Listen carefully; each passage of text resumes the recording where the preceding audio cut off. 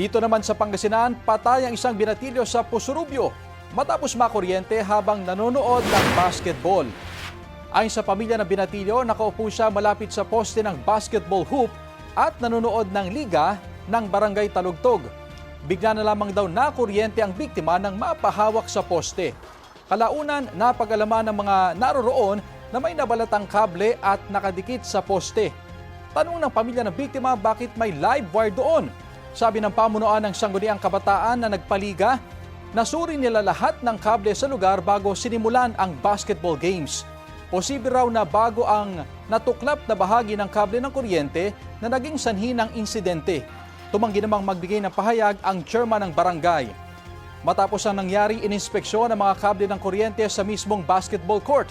Nagpaabot ng pakikiramay ang konseho ng barangay sa naulilang pamilya. Magbibigay rin daw sila ng tulong pinansyal.